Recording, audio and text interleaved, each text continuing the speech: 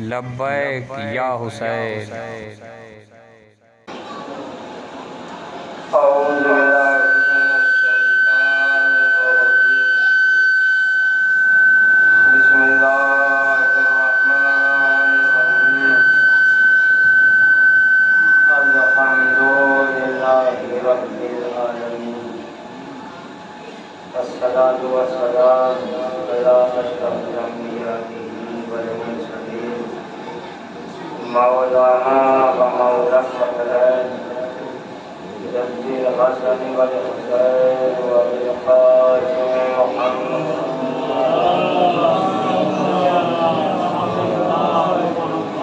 وعلى آله سيدنا الطاهرين المعصومين المسلمين، ولعنة الله على أعدائهم أجمعين. أما بعد، قال الله سبحانه تبارك وتعالى في القرآن الكريم: بسم الله الرحمن الرحيم.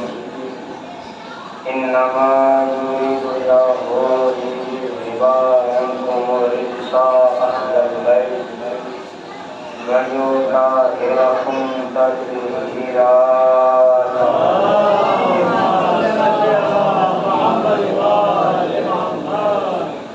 بزرگان محترم، برادران ایمانی، اللہ تعالیٰ نے سے خوشنودہ ماہ محرم 1444 ہجری کی آج تاریخ، اور ہم اور آپ اپنی گفتگو کے چھٹے مرحلے میں داخل ہوئے ہیں، اور تاریخ اسلام اور اہل بیت کے ایمان سے اس عشر محرم کو سماعت کرنا ہے۔ کل میں نے آپ حضرات کی خدمت میں عرض کیا کہ جناب خدیجہ اتنی بڑی تاجرہ تھی کہ ان کے 80,000 اونٹ ایک وقت میں تجارت کی جایا کرتے تھے۔ جب جناب خدیجہ آئے جناب ابو طالب کے پاس، تو جناب ابو طالب نے خدیجہ کو مطمئن کر کے مکے کے ان چوروں کو جو خدیجہ کا مال چوری کر رہے تھے ان کو اس طرح سے پکڑا،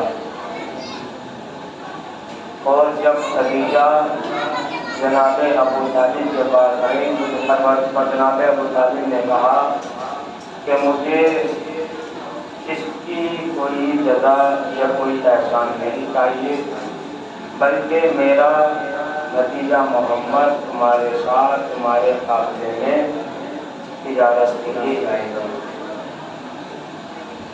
اور جس طرح سے پیغمبر اکرم خدیجہ تک پہنچے، اور پھر اس طریقے سے جناب خدیجہ نے اپنے غلام میسرہ کے ذریعے اپنا رشتہ جناب ابو طالب کی خدمت میں پہنچایا۔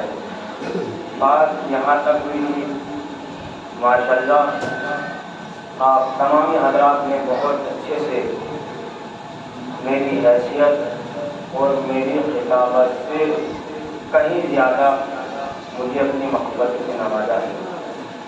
آج کی یہ مجلس دوسرے نہر سے انشاءاللہ آپ کی خدمت میں کرنے کی سعادت حاصل کروں۔ یوں تو پروردگار نے بندوں کی ہدایت کے لیے 1,24,000 انبیاء کو بھیجا،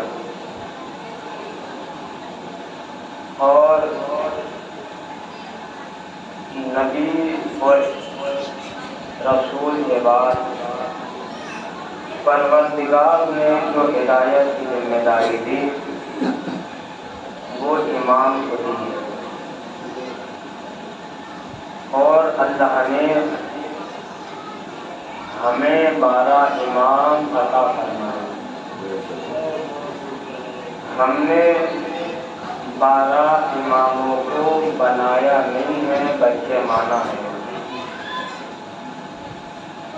کیونکہ ہدایت اللہ کی طرف سے چلتی ہے اور پہنچتی ہے نبی اور امام تک، اور نبی اور امام سے چل کر پہنچتی ہے ہمارے گھروں تک. گھر کے جو بزرگ ہوتے ہیں، بڑے ہوتے ہیں، جو بچوں کی تربیت کرتے ہیں، انہیں بھی ہادی ہی کہا جاتا ہے، انہیں بھی ہدایت کرنے والا کہا جاتا ہے. اس لیے کہ پروردگار یہ چاہتا ہے کہ انسان کمال تک پہنچے بندگی کے اعتبار سے، اور پروردگار نے انسان کو کمال تک پہنچانے کے لیے جن لوگوں کا انتخاب کیا ہے ان کا احترام ہم پر واجب قرار دیا ہے، چاہے وہ نبی ہو، چاہے وہ امام ہو، چاہے وہ رسول ہو، چاہے وہ گھر کا کوئی بزرگ ہو، چاہے وہ دادا ہو، چاہے وہ باپ ہو، چاہے وہ ماں ہو، سب کا احترام پروردگار نے ہم پر واجب قرار دیا ہے. بات کو چلیے آپ تک، انشاءاللہ کسی منزل تک لے کے جاؤں گا. ان سب کا احترام پروردگار نے ہم پر، آپ میری طرف متوجہ ہو جائے ادھر ادھر نہ دیکھیے، اس لیے کہ ہمارے یہاں عبادت میں ادھر ادھر نہیں دیکھا جاتا، تو لہٰذا عبادت عشق حسین ہو رہی ہے تو ذہن بھی قبلے کی طرف ہونا چاہیے، اور اس وقت قبلہ جو ہے وہ میں صلوات پڑھے گا محمد وال.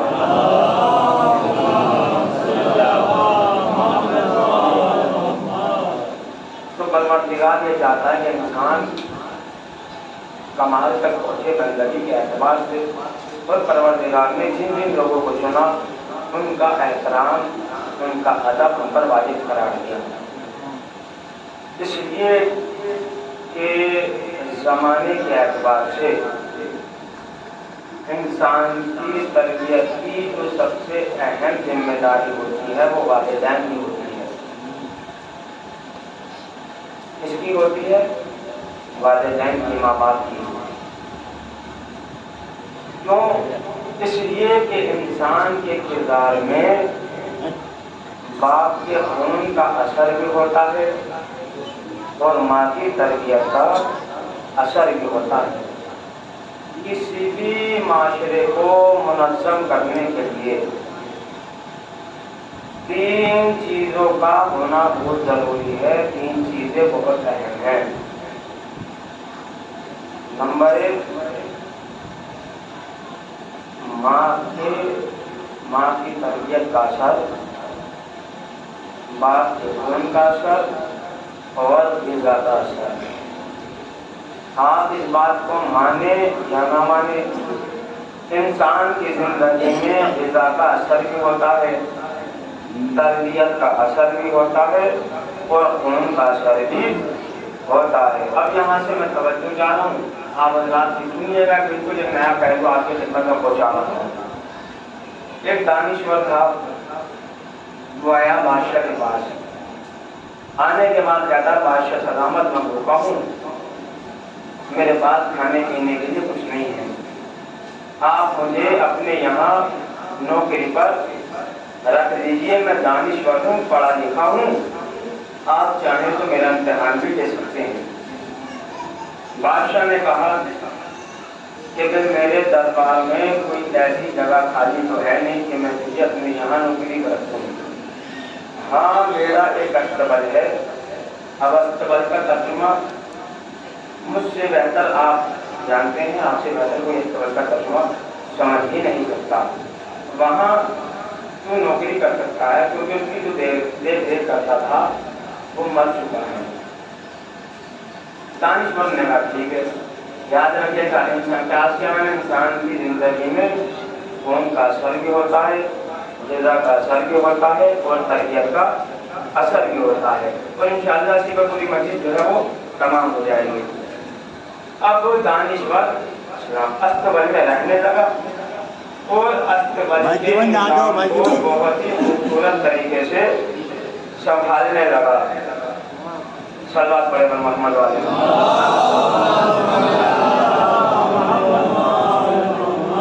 دانشور استقبال میں رہنے لگا۔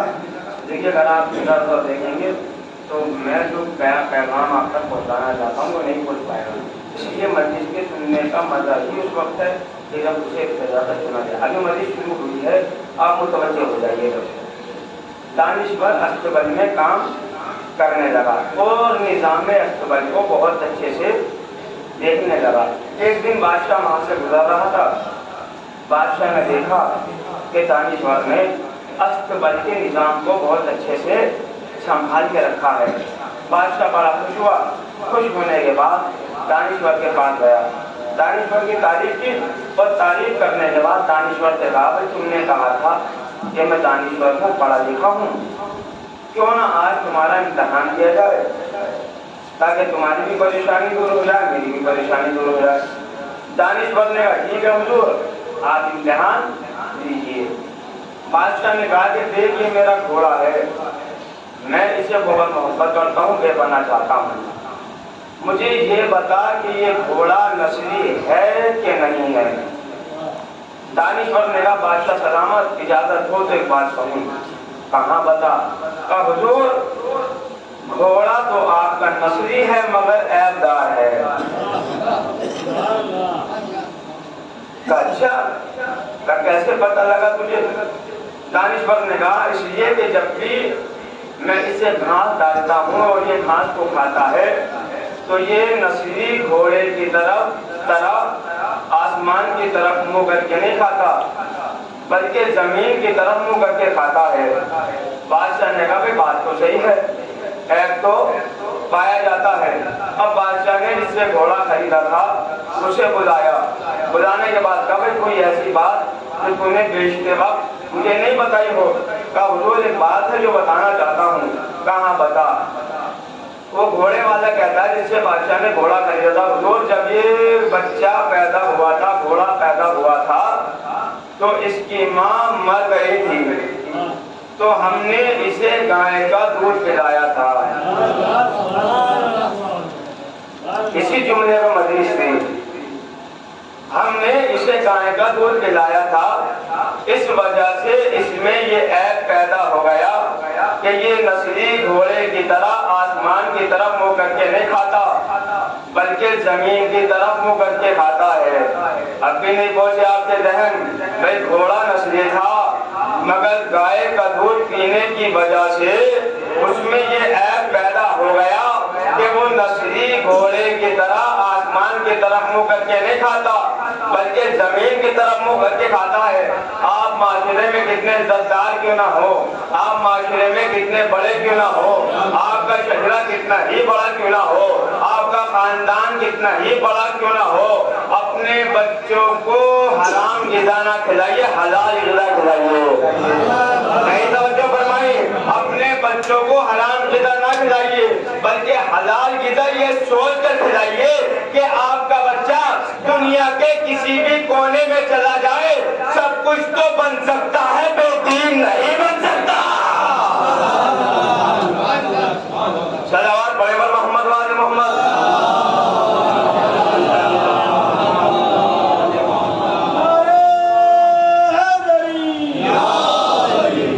آپ کا بچہ سب کچھ تو بن سکتا ہے، بے دین نہیں بن سکتا۔ صلوات پڑھے محمد وآل محمد۔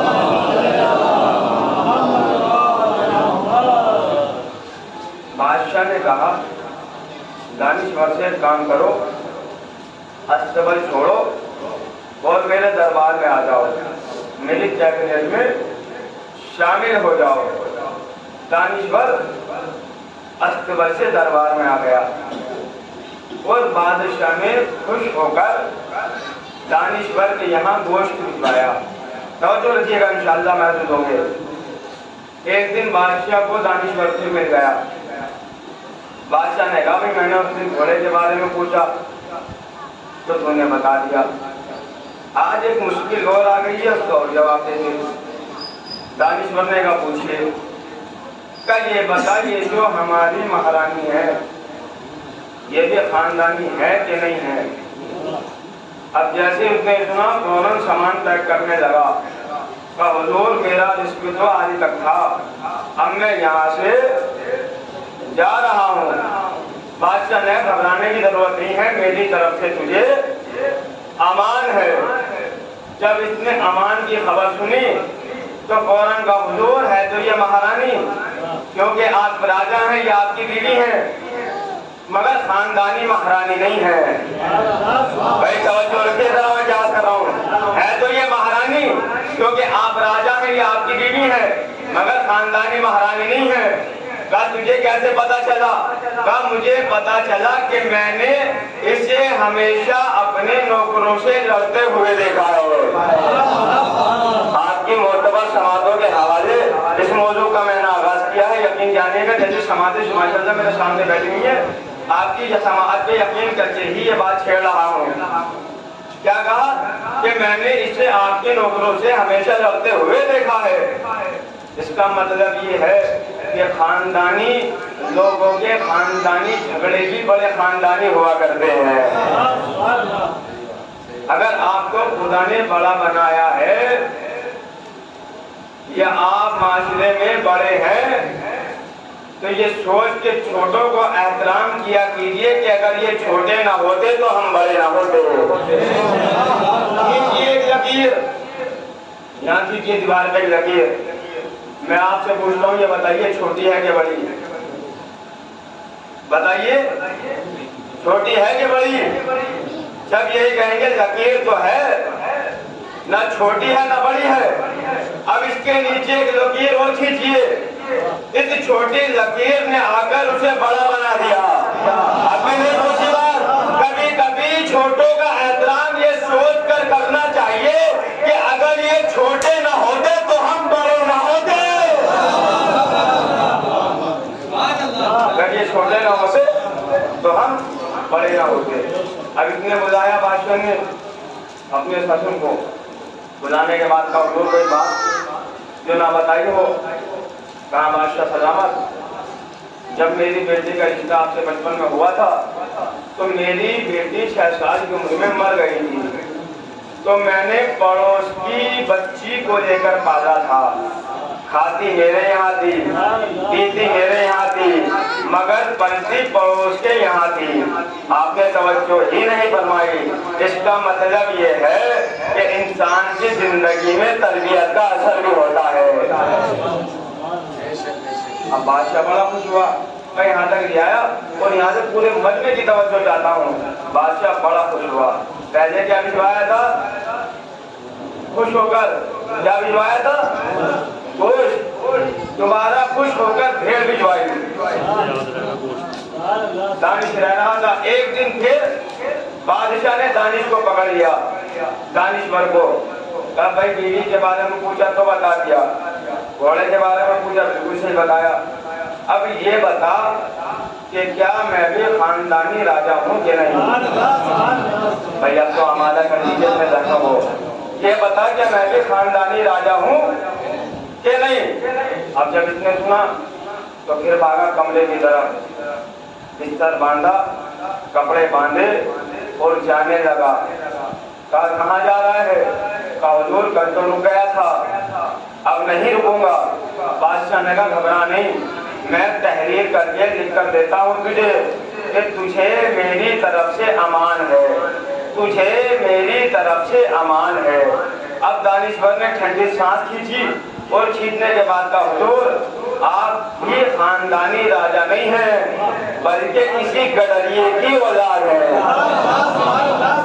اگر یقیناً آپ مجلس سے سنتے ہیں یا مجلس سنتے آ رہے ہیں، اگر آپ کے ذہن وہاں تک پہنچ گئے جہاں تک میں لے جانا چاہتا ہوں تو آپ کے سر عرش کی بلندی سے ٹکرائیں گے۔ اب جیسے اس نے یہ سنا گھبرا گیا کہ تجھے کیسے پتہ لگا؟ بادشاہ نے کہا تجھے کیسے پتا؟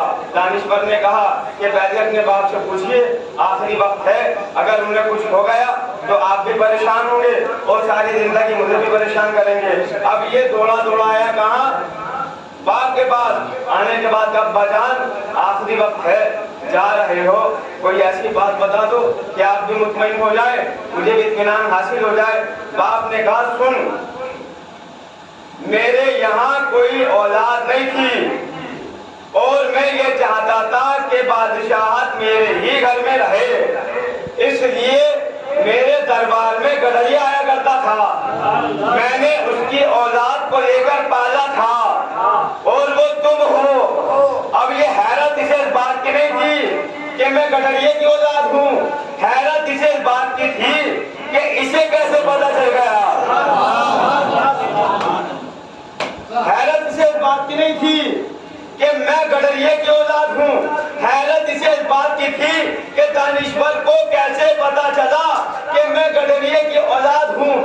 آیا دانشور کے پاس، آنے کے بعد کہا کہ مجھے اس بات کا احساس نہیں کہ میں گدھیے کی اولاد ہوں، مگر تجھے کیسے پتا چلا کہ میں گدھیے ہی کی اولاد ہوں؟ بادشاہ نے جیسے یہ کہا فوراً دانشور نے کہا کہ تیری عطا کے طریقے نے مجھے بتا دیا۔ پتہ نہیں آپ مجلس میں ہے کہ نہیں، میں نے ساری بات کہہ دی کہ تیری عطا کے طریقے نے بتا دیا۔ کہ کیا مطلب؟ کہ جب بھی تم مجھ سے راضی ہوا تو تو نے انعام کے طور پر یا تو بھیڑ بھیجا یا گوشت بھیجا، اگر تو خاندانی بادشاہ ہوتا یا تو ہیرے بھیجتا یا جواہرات۔ صلوات پڑھے بر محمد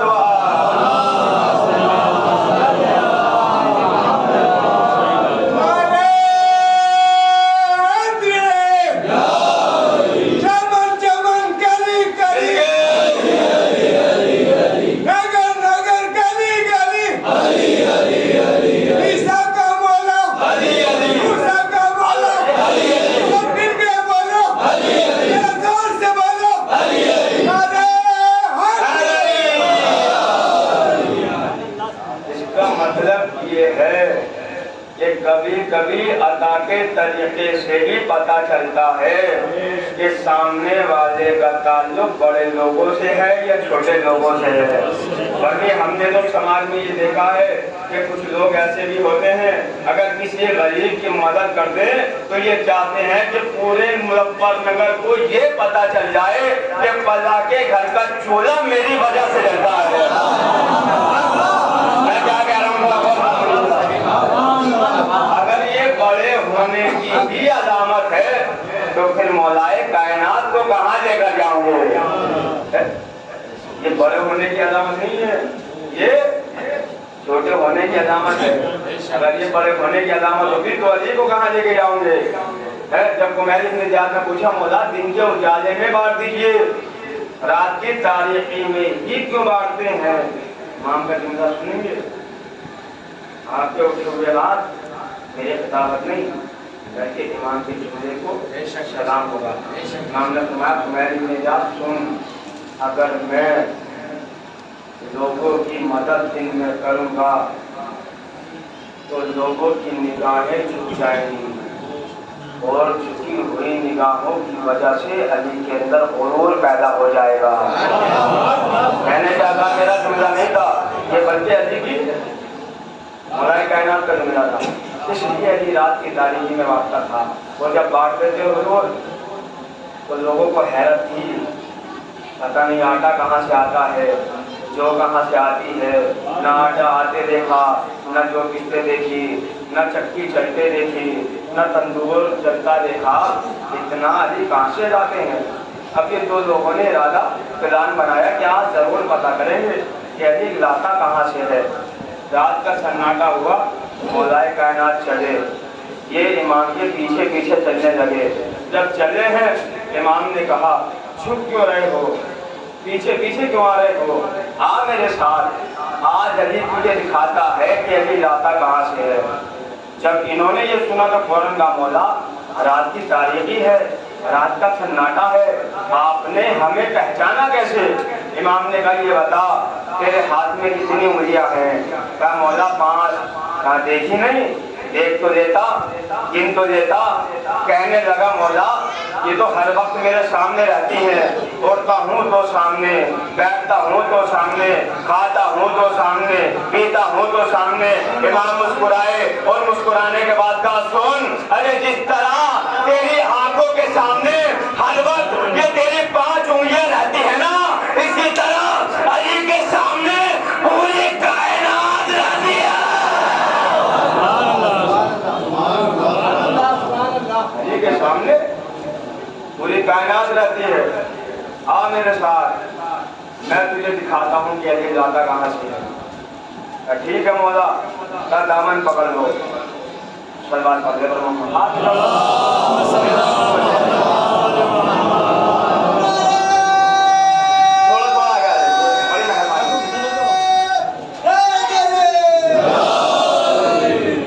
گزارش کر سکتا ہوں، رکو تو دیکھ نہیں سکتا کہ صلوات پڑھتے پڑھتے تھوڑا تھوڑا آگے آتا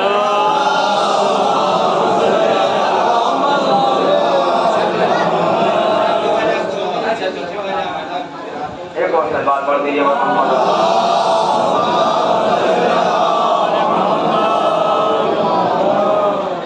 آج مجھے دکھاتا ہوں کہ ابھی زیادہ کہاں سے کا دامن پکڑ لو۔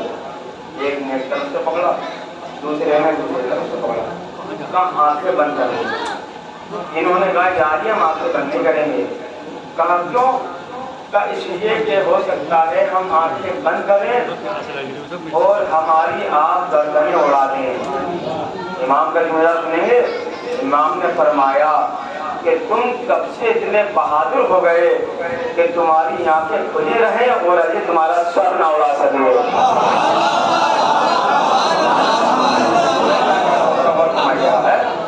تم کب سے اتنے بہادر ہو گئے کہ تمہاری آنکھ کھلی ہو اور علی تمہارے سر کو نہ اڑا سکے۔ انہوں نے آنکھیں بند کی۔ آنکھیں بند کرنے کے تھوڑی دیر بعد مولا نے کہا ذرا آنکھیں کھولو۔ جب انہوں نے آنکھیں کھولی تو کیا دیکھا؟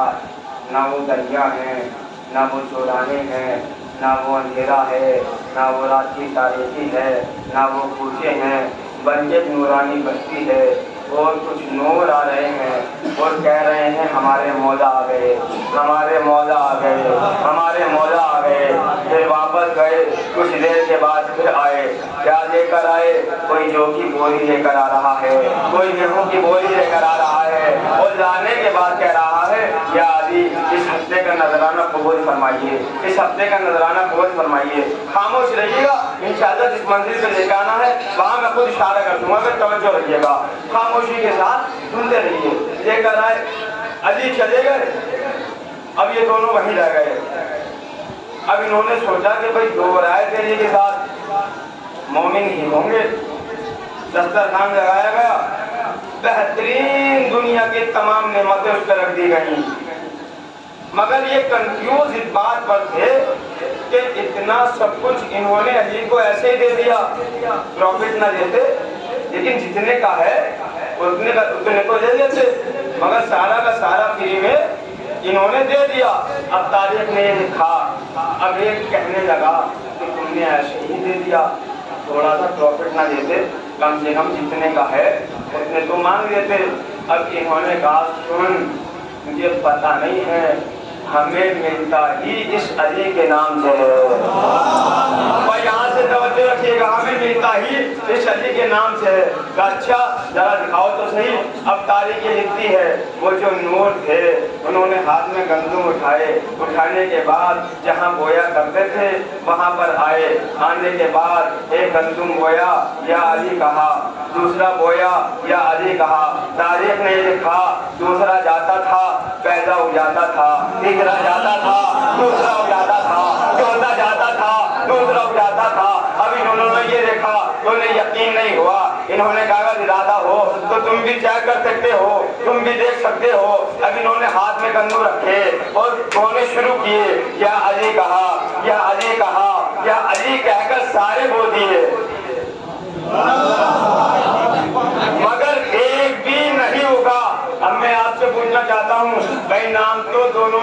کے لیا تھا مگر اگنا چاہیے تھا نہیں اگنا چاہیے تھا بھائی نام تو دونوں نے علی ہی کا لیا تھا مگر انہوں نے لیا تو اگ گیا انہوں نے لیا تو اگا تک نہیں اس کا مطلب یہ ہے کہ نام لینا صرف کمال نہیں ہے بلکہ زبان سے علی کہنا اور ہے دل سے علی کہنا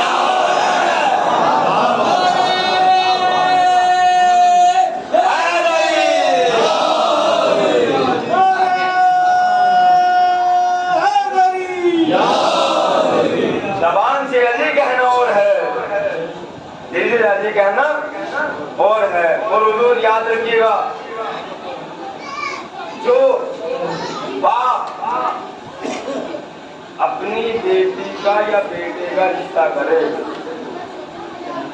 جو بھی باپ یہ ارادہ کرے کہ اپنے بیٹے کا رشتہ کرے تو وہ لڑکی باشعور لے کر آئے بے شعور لے کر نہ آئے میں یہ نہیں کہہ رہا کہ زیادہ پڑھی لکھی نہ ہو کم پڑھی لکھی ہو کتنی بھی پڑھی لکھی ہو لیکن باشعور ہونی چاہیے اس لیے کہ انسان کی زندگی میں تربیت کا اثر ضرور ہوتا ہے بیوی باشعور لے کر آئیے بے شعور لے کر نہ آئیے کیوں اس لیے کہ اگر عورت بے شعور ہو تو چاہے مومنوں کی ماں ہی کیوں نہ ہو حیدر کے مقابلے میں آ جاتی ہے ارے دوسرا جملہ تو سنیے خدا کی قسم اگر بیوی بے شعور ہو اگر عورت بے شعور ہو چاہے مومنوں کی ہی ماں کیوں نہ ہو حیدر کے مقابلے میں آ جاتی ہے اگر عورت باشعور ہو چاہے کافر ہی کی ماں کیوں نہ ہو ساری زندگی اپنے بیٹے کو یہی سکھاتی ہے کہ بیٹا سب کے مقابلے پر جانا حیدر کے مقابلے پر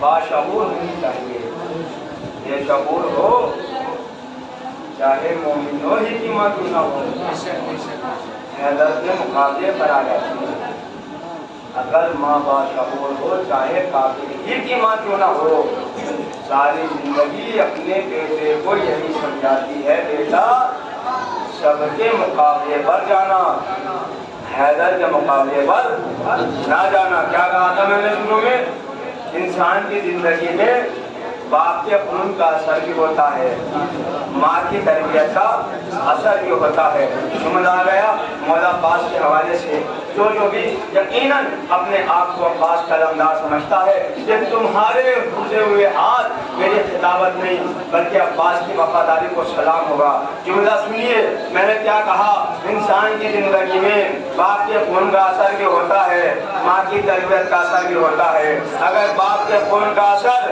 اور ماں کی تربیت کا اثر دیکھنا ہو تو مولا عباس کو دیکھ لو سمجھ لیجیے گا جملہ آپ کی مرضی چاہے جیسے سنیے گا آپ جانے ادا خانہ جانے بیوی جانے مولا عباس جانے باپ کے خون کا اثر اور ماں کی تربیت کا اثر دیکھنا ہو تو عباس کو دیکھ لیجیے اس لیے کہ 9 لاکھ سے دریا چھین لینا یہ باپ کے خون کا اثر تھا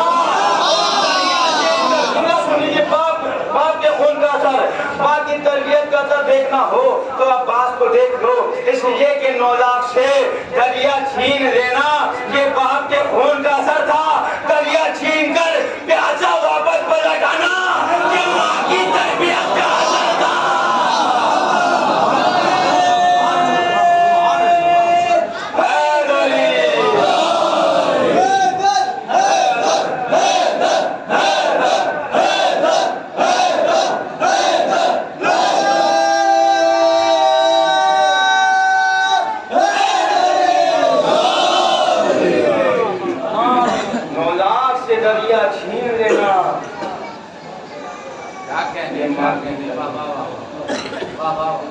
دریا چھین کر پیاسا پلٹ آنا یہ ماں کی تربیت کا اثر تھا میرے حضور عورت باشعور لے کر آئیں گے، بے شعور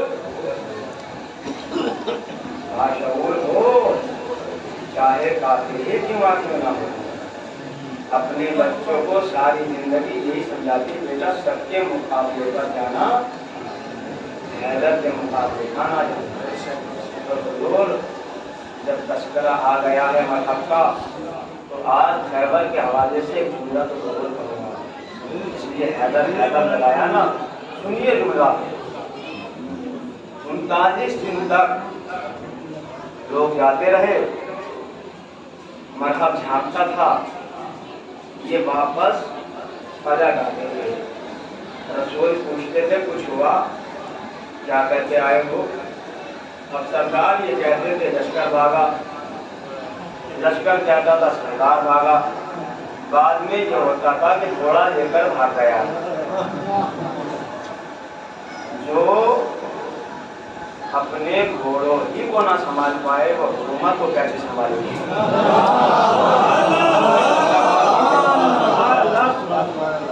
40واں دن آ گیا، سنیے 40واں دن آ گیا، نبی نے علی کو پکارا، مولائے کائنات آ گئے، ہاتھ میں علم دیا، خیبر فتح کرنا ہے۔ علی جا رہے ہیں لیکن پیچھے مڑ کر نہیں دیکھتے، علی جا رہے ہیں لشکر کی طرف نہیں دیکھتے، اس لیے کہ علی خود ہی ایک لشکر ہے۔ تاریخ نے لکھا، سنیے اور جھوم جائیے گا یہ جملہ سننے کے بعد۔ پہنچے علی کہاں؟ خیبر کے دروازے پر، مرحب میں جھانکا، مرحب کی نگاہیں علی سے ٹکرائیں، علی کی نگاہیں مرحب سے ٹکرائیں۔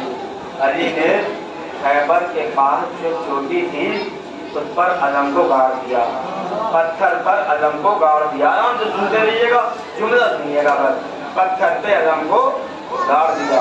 اب مرحب نے نجومی کی طرف دیکھا، اس لیے کہ نجومی نے مرحب کو بتایا ہوا تھا کہ آسمان میں سیارہ ہے، اس کے گرد ایک ستارہ چکر لگاتا ہے اور یہ چکر 2500 سال میں پورا ہے۔ جب تک یہ چکر پورا نہ ہو جائے تو یہودیت کو کوئی شکست نہیں دے سکتا، اور مرحب یہودیت کا نشان تھا۔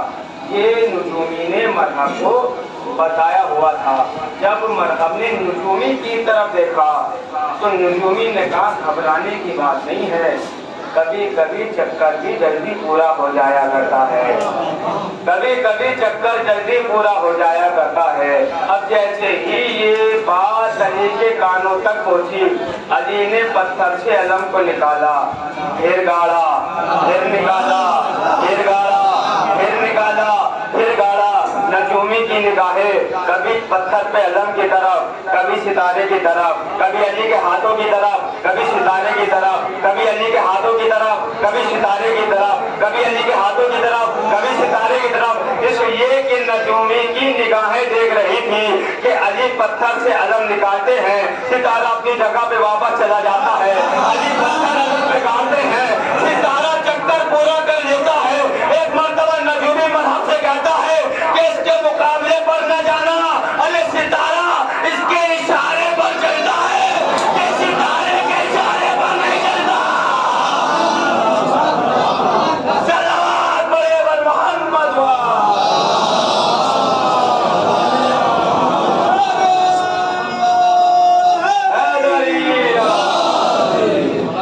مرحب نے نجومی سے کہا اس کے مقابلے پر نہ جانا، یہ ستاروں کے اشارے پر نہیں چلتا، ستارہ اس کے اشارے پر چلے۔ بس میرے بعد تابوت جناب محمد کی زیارت پر شرط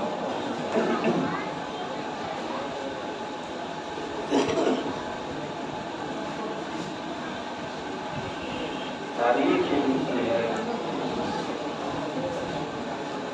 پر آواز تھوڑا کم کر دیں گے لیکن مسائل چھوٹ گئے ہیں تو مجھے پڑھنے میں آسانی ہو جائے گا۔ شب عاشور ہر ماں اپنے بچے کو تیار کر رہی ہے. فروا قاسم سے کہہ رہی ہیں بیٹا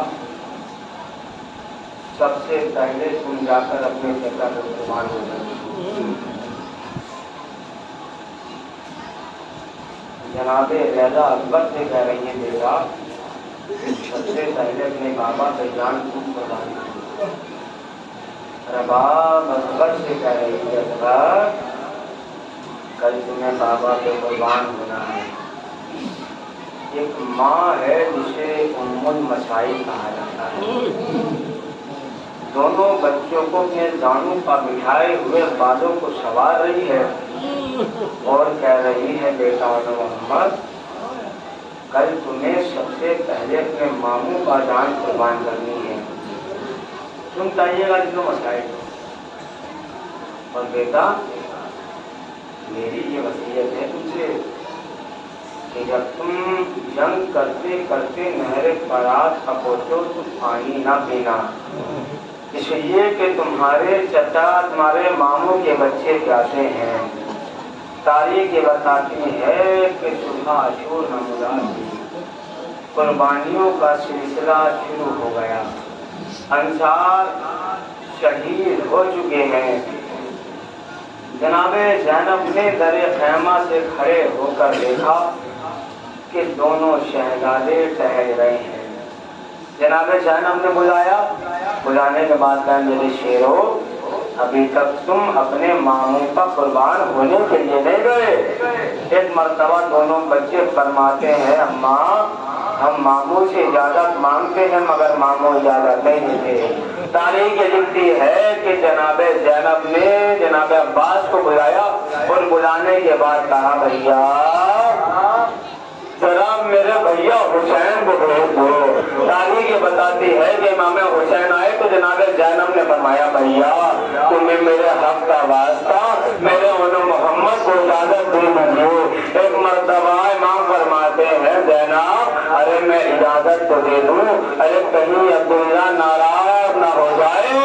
ایک مرتبہ جناب زینب فرماتی ہیں بھیا ارے جب مدینے سے چلی تھی نا تو عبداللہ نے دونوں بچوں کے ہاتھ پکڑ کے میرے حوالے کیا تھا.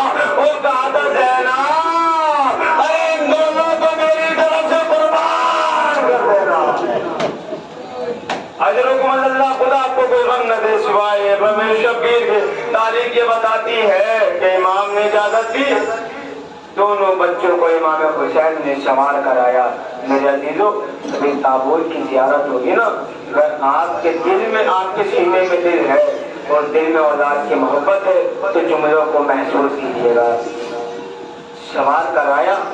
بھائی نے بھائی کی آنکھوں میں دیکھا اور اشارے سے کہا بھیا میں میمنہ سے حملہ کروں گا تم میسرہ سے حملہ کرنا اور ہم دونوں آ کر قلب لشکر پہ ملیں گے. تاریخ یہ بتاتی ہے کہ جناب اون و محمد نے ایسی جنگ کی ہے کہ فوج یزید کوفہ و شام کی دیواروں سے ٹکرا رہی تھی مگر تاریخ نے یہ بھی لکھا کہ جنگ کرتے کرتے دونوں بچے زخموں سے چور ہو گئے.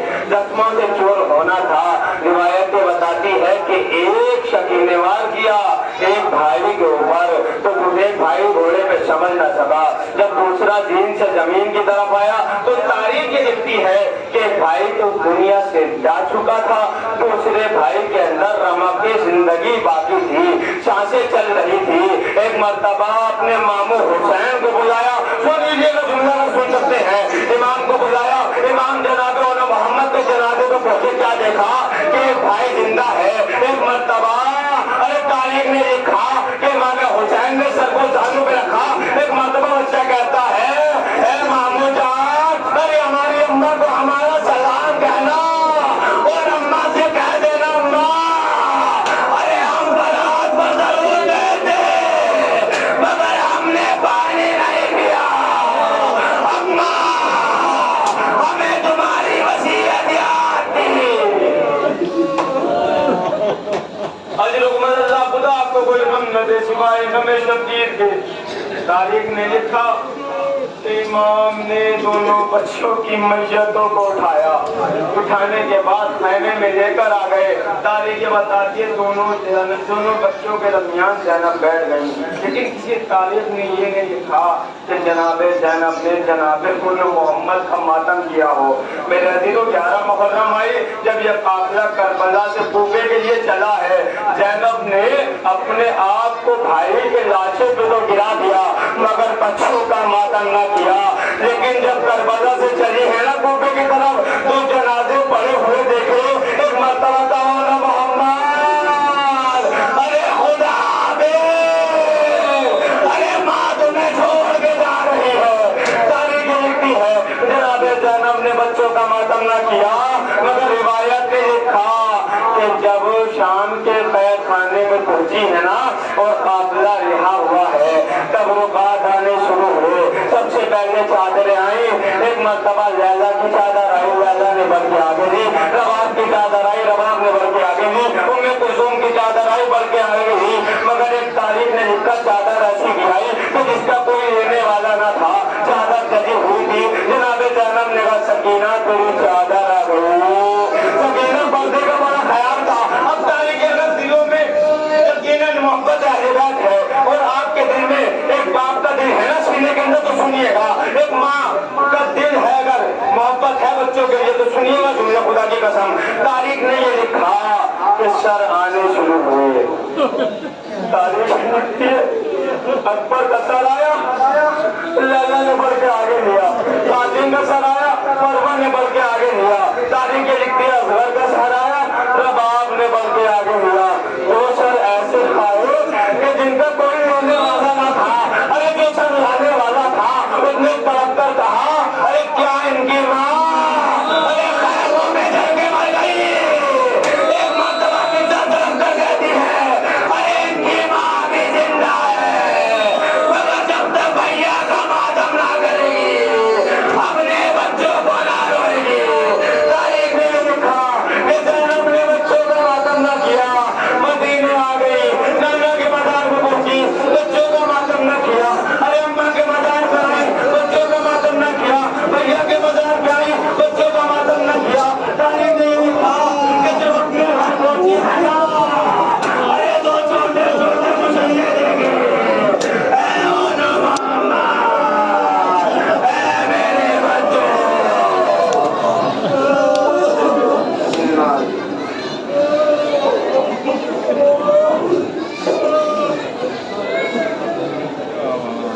लब्बैक या हुसैन।